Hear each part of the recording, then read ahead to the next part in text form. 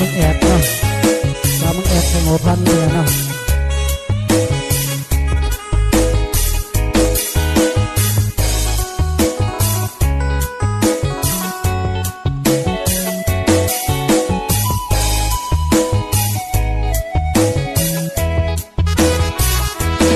น้องสาวน้องเป็นเพชรในตมไอ้หลอดเดียวสมสาวงามปลายหกหลายแห่งต้องตาบาดใจให้น้องจากคือน้องแพงบนหากยิ่งใหญ่แอบแพงไอ้แยงแล้วอิ่มบ่เป็นน้องสาวเพิ่งอยู่นอกขอบนาน้องงามโสภาเหมือนดังนางฟ้าไอ้เห็นยังหลานแค่เดียวจากไอ้ผสมเนื้อเย็นหลายคนสนใจบ่เป็นเห็นใจอ้ายแค่สามใบสาวเมืองแก่น้องงามดังนางพามองหลายคนหาของหยาดแยงสวงสีหัวใจญาติไปญาติมา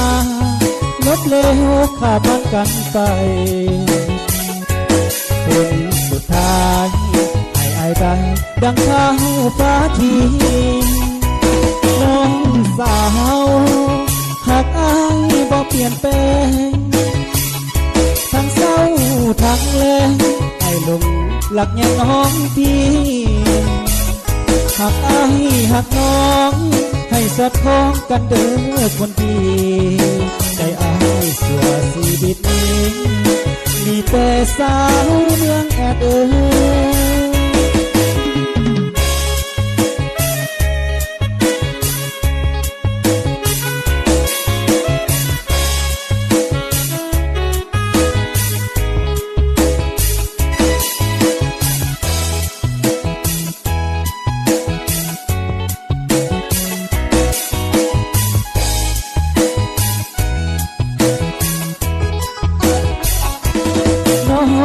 สาวเพิ่งอยู่นอกขอกนาน้องงามโสภาเหมือนดังนางฟ้าไอเห็นอย่างหลายแท้เด้อย่างไอบ่สนเนื้อเย็นหลายคนสนใจบ่เป็นใจไอสามใบสาวเมืองแก่น้องงามดังนางฟ้ามองหลายคนหาคอมหยาดแยงสวงสีหัวใจญาติไปญาติมาลดเลวข้าพันกันไปคนสุดท้ายให้อายได้ดังข้าวฟ้าทีน้องสาวหากอายบ่เปลี่ยนแปลงทั้งเศร้าทั้งแรงไอ้ลงหลักยังน้องที่หักอ้ายหักน้องให้สอดคล้องกันเด้อคนดีใจอ้ายส่วนชีวิตนี้มีแต่สาวเมืองแอดเอ้ย